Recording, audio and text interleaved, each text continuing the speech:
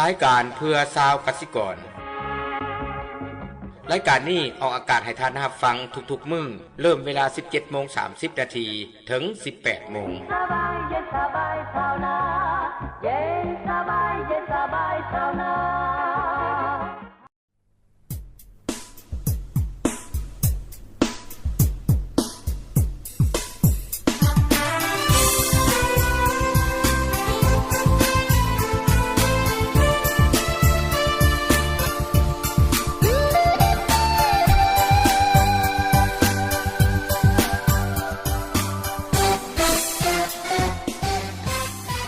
การแก้ไขความทุกข์ยากของประชาชนเป็นภารกิจของภาคและเป็นหน้าที่บุรณสิทธิ์ของรัฐบาลสบายดีท่านผู้ฟังที่เคารพมาพบกันเช่นเคยกับทั้งรายการเพื่อชาวกสิกรซึ่งแม่นวิทยุกระจายเสียงแห่งชาติลาวพวกเราร่วมกับกระทรวงเกษตรกรรมและป่าไม้ผลิตขึ้นมารายการนี้ออกอากาศทุกๆวันเสาร์และวันอาทิตย์เวลา 17:30 นาที 58 โมงในระบบ AM ขึ้นกลางความถี่567 กิโลเฮิรตซ์และคืนสั้นความถี่ 6,130 กิโลเฮิรตซ์จุดประสงค์ของรายการนี้ก็เป็นเพื่อเผยแพร่ให้ประชาชนได้รับรู้ข้อมูลข่าวสารเกี่ยวกับแนวทางนโยบายแผนยุทธศาสตร์ของพรรคของรัฐบาลระเบียบการและการนิติกรรมต่างๆของรัฐบาลก็คือของกระทรวงเกษตรกรรมและป่าไม้และนอกจากนี้รายการเพื่อชาวเกษตรกรพวกเราก็ยังมีหน้าที่โฆษณาแผนยุทธศาสตร์ผลงานการเคลื่อนไหวของกระทรวงเกษตรกรรมและป่าไม้กสิกรรมป่าไม้แขวงเมืองเวียกดีคนเด่นครอบครัวตัวแบบทางด้านการผลิตกสิกรรมเป็นต้นการเป็นการปลูกการเลี้ยงและอื่นๆในขอบเขตทั่วประเทศรายการเพื่อชาวเกษตรกรมื้อนี้จะให้ท่านได้ฟังเสียงสัมภาษณ์ท่านวินัยดวงมาลาเลขาภาคบ้านนายบ้านผู้ชี้นำกลุ่มผลิตฝุ่นองคธาตุบ้านดอนเขียวเมืองหนองบกแขวงขมวนซึ่งเพิ่นจะได้เว้าให้ฮู้ผลงานการพัฒนาเศรษฐกิจสังคมของบ้านการสร้างตั้งกลุ่มการผลิตฝุ่นองคธาตุก็ได้มีการเคลื่อนไหวอย่างแดจากหน่อยมาติดตามมาฟังเนื้อในรายละเอียดจากรายการเพื่อชาวเกษตรกรในระยะต่อไป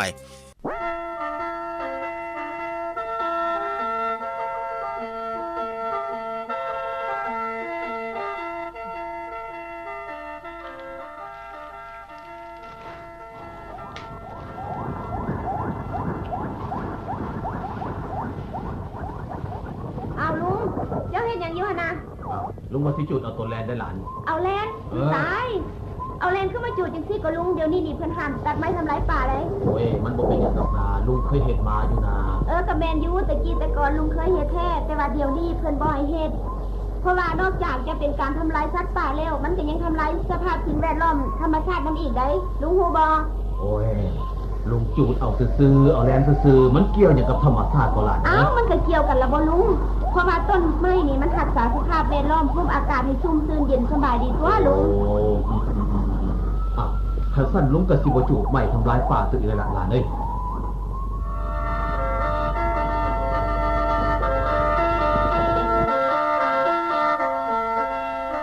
อย่าทำลายธรรมชาติความอุบาทสิตามมา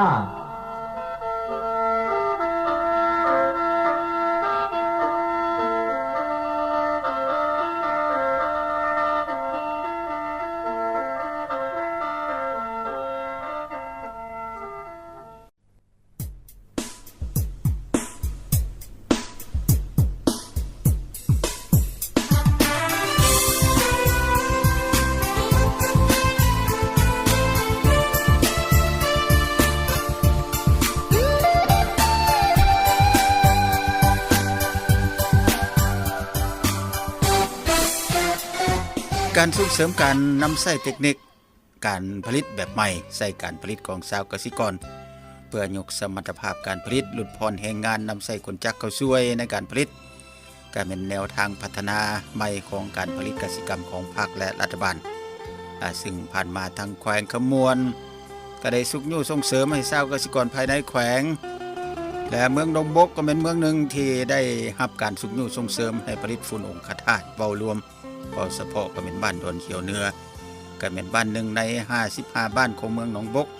และใน109บ้านที่ได้รับรองเป็นบ้านสามสร้างจากพรรครัฐบาล การสุกยู่ส่งเสริมให้ผลิตฝุ่นองคธาตุเว้ารวมเว้าเฉพาะก็เป็นบ้านดอนเขียวก็เป็นบ้านหนึ่งใน55บ้านของเมืองหนองบกและใน109บ้านที่ได้รับรองเป็นบ้านสามสร้างจากภาครัฐบาลการสุกยู่ส่งเสริมการผลิตฝุ่นองคธาตุปลูกข้าวและพืชผักปลอดสารเคมีอยู่บ้านดอนเขียวเหนือก็ได้รับการพัฒนาและสุกยู่ส่งเสริมเช่นเดียวกันท่านวินัยดวงมาลาเลขาภาคบ้านนายบ้านและผู้สินำกลุ่มผลิตฝุ่นองคธาตุของบ้านดอนเขียวได้บอกให้ฮู้ถึงการพัฒนาเศรษฐกิจสังคมของบ้านดอนเขียวเหนือเมืองหนองบกบ้านดอนเขียวเหนือเป็นบ้านหนึ่งซึ่งนอนอยู่ใน55บ้านของเมืองหนองบกแขวงขมวนเป็นหนึ่งใน109บ้านเป็นบ้านสามสร้างที่ว่าถูกศูนย์กลางเพิ่นหาห้องเอาแล้วมีในบ้านมีประชากร 1,298 คนมีแม่หญิง658คนมี251ครอบครัวแล้วก็293หลังคาเรือนบ้านดอนเขียวเหนือมีเนื้อที่อุดมสมบูรณ์ซึ่งมีห้วยหนองคลองบึงมีแม่น้ำซึ่งเหมาะสำหรับการปลูกฝังและเลี้ยงสัตว์กลุ่มผลิตฝุ่นองคธาตุพวกเฮาก็ได้เริ่มมาแต่วันที่25เดือน5ปี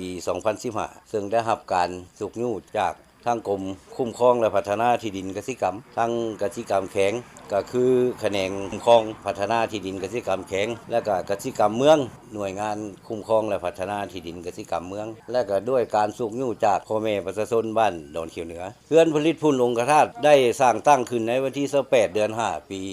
2015ก็หลังจากพวกเฮาได้ไปฝึกอบรมจากโครงการมาแล้วก็ได้3วันก็ได้มาก่อสร้างเพื่อนผลิตฝุ่นขึ้นเริ่มต้นมีสมาชิกกลุ่ม17คนมาปัจจุบันนี้พวกเฮาก็เหลืออยู่10คนโครงการนี้ได้รับการสนับสนุนจากธนาคารพัฒนาอาซีหรือว่า ADB หันและก็ชี้นำโดยท่านดร.นิวงศ์ศรีประเสริฐห้องกรมคุ้มครองและพัฒนาที่ดินเกษตรกรรมหลังจากได้สร้างตั้งขึ้นแล้วพวกเฮาสมาชิกกลุ่มเบิดทุกคนก็ได้รับการฝึกอบรมเป็นต้นเช่นการฝึกอบรมเฮ็ดน้ำหมัก EM น้ำหมักไล่แมงไม้และก็การผสมฝุ่นองคธาตุนี้ส่วนที่พวกเฮาได้รับจากโครงการเพิ่นสนับสนุนก็เป็นต้นเช่นเครื่องจักรอันเม็ดเครื่องผสมดินเครื่องตีดินเครื่องผสมฝุ่นดินบล็อกสังกะสีแล้วก็ปูนซีเมนต์หันแล้วก็ยังมีหลายอันที่ว่าเพิ่นได้ช่วยเหลือแต่เริ่มต้นจนถึงปัจจุบันพวกเฮาก็ผลิตฝุ่นได้306ต้นส่วนฝุ่นที่ผลิตได้จำนวนหนึ่งก็แม่นสมาชิกในกลุ่มเฮาเป็นผู้เอาไปใช้และก็ยังมีกลุ่มปลูกผักปลอดสารพิษอีกและก็จำนวนหนึ่งก็ได้ขายให้ประชาชนไปนำใช้จำนวนหนึ่งก็เป็นการแลกเปลี่ยนระหว่างวัตถุดิบที่พวกเฮาเอามาผลิตฝุ่นหันท่านวินัยดวงมาลาก็ยังได้เว้าให้ฮู้ตื่มอีกว่าการผลิตฝุ่นองคธาตุก็แม่นได้รับความนิยมมีคุณภาพสูงต้านทานต่อพยาธิลำต้นแข็งแรงผลผลิตดีรายได้สูงเก็บรักษาได้ดนลดพรต้นทุนและการนำใช้สารเคมีดีต่อสุขภาพของผู้ผลิตและผู้บริโภคจากการนำใช้ถือว่าฝุ่นองคธาตุนี่ก็มีคุณภาพสูงคือพวกเฮาเอาไปใส่ข้าวพืชผักจะเห็นว่าลดพรคุณเคมีหลายและก็ลำต้นพืชผักนี่ก็แข็งแรงต้านทานต่อพยาธิของพืชนั้นผลผลิตก็เพิ่มขึ้นน้ำหนักก็ลื่นเก่าเวลาเฮาเก็บรักษาแนวพันธุ์ไว้ก็ลักษณะแบบว่ากุ้มดนเป็นต้นเส้นคือผักบัวเก็บแนวพันธุ์ไว้มันจะนานเน่านานโวกลัวเฮาใส่ฝุ่นเคมีกลุ่มปลูกผักปลอดสารพิษแต่เริ่มต้นมาถึงปัจจุบันเขาเจ้าก็ปลูกผักที่ได้ขายได้หัน 33,962 กิโลถือว่า33ต้นกว่า3ปีมานี้จนถึงปัจจุบันนี้ถือว่าพวกเฮาก็ได้บริหารอยู่ในกลุ่มนี่ก็ลักษณะแบบว่าตามทิศชี้นำนั่นแหละคันสิเว้าแล้วก็คือตามทิศชี้นำของท่านดร.นิวงศ์ศรีประเสริฐนั้นลักษณะ5ร่วมมันร่วมที่1ก็ร่วมคนร่วมสามัคคีและร่วมที่2ก็ร่วมกันคิดร่วมที่3ก็ร่วมกันปฏิบัติร่วมกันสรุปร่วมกันรับผลประโยชน์พวกเฮาอยู่มาได้ก็1มาก็ย้อนความสามัคคี2มาก็มีรายรับกันสิเว้าแล้วก็บัดนี้ก็มีการลงสุกยู่ใกล้ชิดติดแท้ตลอดทางคันถึงเป็นต้นเส้นทั้งกรมทั้งกสิกรรมแข็งกสิกรรมเมืองเพิ่นสิลงสุกยู่ตลอดนับตั้งแต่ด้านวัตถุสิ่งของคนเงินพุ่นแหละเพิ่นก็ได้ซื้อซอยสนับสนุนเพื่อให้พวกเฮาอยู่รอดจุดนักมันก็กลุ่มอยู่ได้ก็ย้อนการสุกยู่ถ้าจะเว้าแล้วนะกันว่าผลิตมาบ่มีการสุกยู่บ่ได้ขายถ้าว่าคันถึงนี่ขาดการใกล้ชิดติดแท้ก็มันก็อยากเบิดไว้ได้ ตัวนี้พวกเขาถือว่าถอดถอนบทเรียนมาได้ลักษณะนั้นมาเบิ่งแล้วการนำเขาเฮานี่นับตั้งแต่เว้าถึงแขงเฮากะคันหัวหน้ากสิกรรมแผนกกสิกรรมแขงพวกเฮานี่เพิ่นยังลงมาสนับสนุนเทื่อละ 5-6 แสนหั่นนะ 5-600 โลถือว่าพวกเฮากะมันเฮ็ดให้กลุ่มเฮามีกำลังใจนะถ้าว่าขาดการส่งยู่ก็ถือว่าอาจเป็นไปบ่ได้ที่ท่านได้ฟังผ่านไปแล้วนั้นเป็นเสียงของท่านวินัยดวงมาลาเลขาภาคบ้านในบ้านและผู้สินำกลุ่มผลิตฝุ่นองค์ธาตุบ้านดอนเขียวเหนือเมืองหนองบกแขวงกระมวลได้เว้าให้ฮู้บ้านดอนเขียวเหนือเป็นบ้านหนึ่งใน55บ้านของเมืองหนองบกและใน109บ้านที่ได้รับรองเป็นบ้านสามสร้างจากภาครัฐบาลการผลิตฝุ่นองค์ธาตุก็แม่นได้รับความนิยมมีคุณภาพสูงต้านทานต่อพยาธิลำต้นแข็งแรงผลผลิตดีรายได้สูงเก็บรักษาได้โดนลดพรต้นทุนและการนำใช้สารเคมีดีต่อสุขภาพของผู้ผลิตและผู้บริโภคบัดนี้มาฟังเพลงเปลี่ยนบรรยากาศจากทางรายการแล้วกลับมาพบท่านผู้ฟังใหม่ในระยะต่อไปเ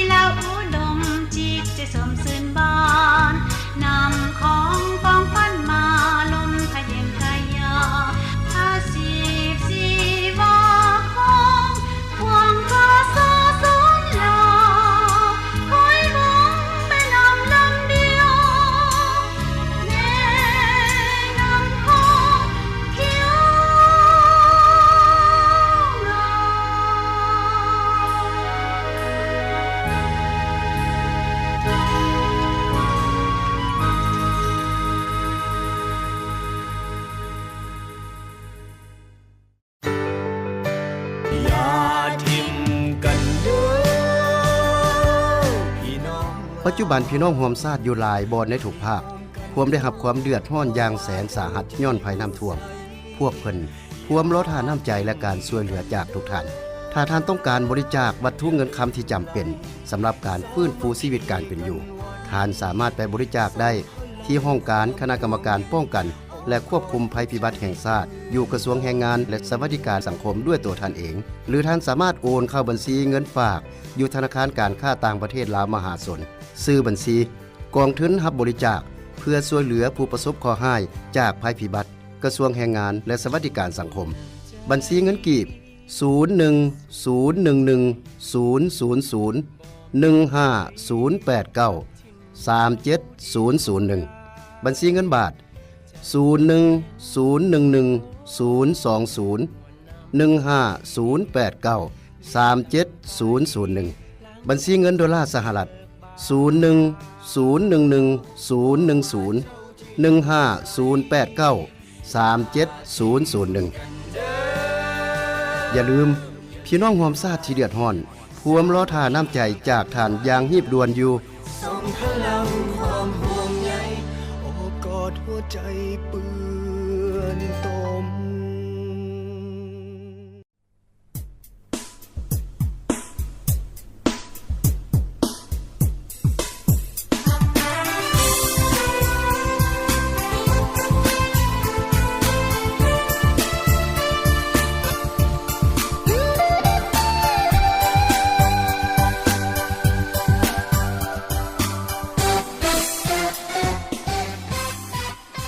ท่านกำลังติดตามมาฟังรายการเพื่อชาวกสิกรจากวิทยุกระจายเสียงแห่งชาติลาวอยู่รายการนี้ออกอากาศทุกวันเสาร์วันอาทิตย์เวลา 17:30 น. หา 18:00 น. ทางคลื่น AM คลื่นสั้น 6,130 กิโลเฮิรตซ์และคลื่นกลาง 567 กิโลเฮิรตซ์โดยได้รับการสนองข้อมูลข่าวสารจากกระทรวงเกษตรกรรมและป่าไม้ท่านใดสนใจอยากตำหนิติชมอยากส่งข่าวหรือว่าอยากประกอบส่วนข้อมูลข่าวสารของเมืองของแขวงของบ้านเวียกงานกสิกรรมป่าไม้นะท่านผู้ฟังโทรศัพท์มาได้หมายเลข030578051 030578051ท่านผู้ฟังที่เคารพท่านวินัยดวงมาลาเลขาพักบ้านนายบ้านและผู้ชี้นำกลุ่มผลิตฝุ่นองคธาตุบ้านดอนเขียวเหนือก็ได้เว้าสู่ฟังอีกว่าขั้นตอนการผลิตฝุ่นองคธาตุแม่นมีการกะเกียมวัตถุดิบเช่นว่าขี้แกบหำตีดินปูนขาวตามขั้นตอนต่างๆซึ่งต้นทุนในการผลิตนี่800กีบต่อกิโลท่านยังเว้าให้ฮู้ตื่มอีกว่าคุณภาพของฝุ่นและแผนการในต่อหน้ามีแนวใดแด่บัดนี้วัตถุดิบที่พวกเขาจะมาผลิตพุ่นนี่ก่อนอื่นพวกเขาก็กะเกียมขี้สัตว์ขี้แกบนำขี้แกบมาเผาแล้วก็ตีดินเกียมประเภทปูนขาวหำหลังจากเฮาเกียมได้แล้วก็มาผลิตขั้นตอนผลิตเฮาก็มีขี้สัตว์นี่40โลขี้แกบเผา35โลดิน20โลหำหั่น2โลครึ่งปูนขาว2โลครึ่งแล้วอยู่ในหั่นเฮาสิผสมน้ำเอาน้ำ EM มาผสมใส่น้ำฮดหั่น150 ซีซีหลังจากผสมแล้วพวกเฮาก็เอาลงอ่างขั้นตอนผสมก็ประมาณ15นาทีก็เอาลงใส่อ่างเต็มอ่างแล้วก็มักไว้7วันหลังจาก7วันแล้วพวกเฮาก็มาปิ้นแล้วถือว่าอีก7วันก็ถือว่าใส่ได้แล้วในระยะที่พวกเฮามักอยู่หั่นพวกเฮาก็จะใส่ท่อระบายความร้อนเพื่อบ่ให้มันมีความร้อนเกินไปหลังจากนั้นแหละพวกเฮาก็เอามาอัดเม็ดแล้วก็มาพึ่งใส่อากาศไว้หรือว่าตากแดดก็ได้หลังจากมันความแห้งของมันเพียงพอแล้วพวกเฮาก็มาให้ใส่ซอบนึงก็30โลพวกเฮาจะขายซอบละ 40,000 กิแต่จำนวนที่บ่อัดเม็ดก็ขายโลละ 1,000 กิเดือนนึงก็สิผลิตได้1ครั้งพวกเฮามี6อ่างก็สิได้อยู่12ต้นลักษณะฝุ่นยังสุ่มอยู่ต้นทุนในการผลิตนี่ตามคิดไร่จะตึกโลนึง800 กิแต่พวกเฮาก็อยู่ได้ย้อนว่าพวกเฮาอาจจะบ่ได้ซื้อวัตถุหลายเพราะว่าเป็นการแลกเปลี่ยนเฉลี่ยรายรับต่อเดือนนี่ก็สิประมาณล้านกว่านี่แหละเพราะว่าการขายพวกเฮาก็บ่แม่นจะได้ขายเบิดผลตอบรับจากผู้สมใช้นี่ตามการลักษณะแบบว่าพวกเฮาให้เขาไปใช้แล้วเขาซื้อไปแล้วพวกเฮาจะติดตามถามเบิ่งบางคนก็จะกลับมาเอาอีกเทื่อ2เทื่อ3แล้วเฮาถามเบิ่งเขาเจ้าก็ว่าได้ผล มันสิรักษาคือโคมเขียวนี่ก็รักษาไว้ดนก็เป็นต้นเส้นมักสลีถ้าว่าเฮาขายบ่ทันนี่มักสลีในระยะ3วันกาบมันจะเหลืองแต่เมื่อเวลาไปใส่ฝุ่นตัวนี้แล้วมันจะอยู่ไปได้อาทิตย์นึงก็ยังเขียวอยู่พืชผักก็เส้นเดียวเฮาเก็บเข้าตู้เย็นไว้ก็กุ้มเป็นอาทิตย์ลักษณะเชิญชวนกับพวกเฮาก็1มาคือปัจจุบันนี้พวกเฮาก็ออกข่าวทั้งวิทยุจำนวนหนึ่งก็ลักษณะแบบว่าคนบ้านอื่นหมู่คู่มาเฮาก็ล้มกันเฮาก็สวยโอกาสมาเว้าตัวนี้ให้ฟังลักษณะหนึ่งมาแล้วในบ้านพอต้อนเฮาก็ต้อนให้เขาเจ้าไปลองแล้วก็อยากเชิญชวนบรรดาที่ว่ายังบ่ทันใช้ฝุ่นนี่แหละให้มาหันมาใช้แล้วเฮาผลิตเองในเฮือนเฮาก็ได้ให้ดีแท้ก็ให้ได้ใช้เบิดทุกเฮือนคือพวกเฮานี่ยินดีผู้ใดที่ว่าสนใจมาถามหรือว่าถอดถอนบทเรียนพวกเฮาก็ยินดีต้อนรับในต่อหน้านี่จุดประสงค์ตัวหนึ่งพวกเฮาก็ลักษณะแบบว่าก็อยากได้ใบยั่งยืนนั่นแหละได้รับการยั่งยืนจากคันเทิงหันสองมากก็ถ้าว่าฝุ่นของเฮานี่มีธาตุนิยมสูงจำหน่ายดีพวกเฮาก็มีจุดประสงค์อยากขยายให้เป็นโรงงานระดับกลางบ่ระดับใดระดับหนึ่งนะในรายการมื้อนี้ท่านได้ฟังเสียงของท่านวินัยดวงมาลาเลขาภาคบ้านนายบ้านและผู้สินำกลุ่มผลิตฝุ่นองคธาตุบ้านดอนเขียวเหนือเมืองหนองบกแขวงขมวนเพิ่นได้เว้าให้ฮู้ถึงบ้านดอนเขียวแม่นบ้านหนึ่งใน55บ้านของเมืองหนองบกและใน109บ้านที่ได้ถูกรับรองเป็นบ้าน3ซากจากรัฐบาลการผลิตฝุ่นองคธาตุแม่นได้รับความนิยมมีคุณภาพสูงต้านทานต่อพยาธิลำต้นแข็งผลผลิตดีรายได้สูงเก็บรักษาผลผลิตไว้ได้โดนและลดพรต้นทุนการนำใช้สารเคมีต่างๆพร้อมนั้นยังดีต่อสุขภาพของผู้บริโภคและผู้ผลิตขั้นตอนการผลิตมันมีการกาเกี่ยมวัตถุดิบเช่นว่าขี้แกบหำตีดินปูนขาวตามขั้นตอนที่ได้ผลิตนั้นซึ่งต้นทุนในการผลิต800กีบต่อกิโลท่านยังได้เว้าให้ฮู้ตื่มคุณภาพของฝุ่นและแผนการในการผลิตในต่อหน้าเวลาของรายการเพื่อสร้างเกษตรกรจากวิทยุกระจายเสียงแห่งชาติลาวพวกเราสนับสนุนข้อมูลข่าวสารโดยแผนกข่าวสารของการกระทรวงเกษตรกรรมและป่าไม้ก็ใกล้จะหมดเวลาแล้วขอบใจทุกท่านที่ให้เกียรติติดตามมาฟังรายการมาแต่ต้นจนจบ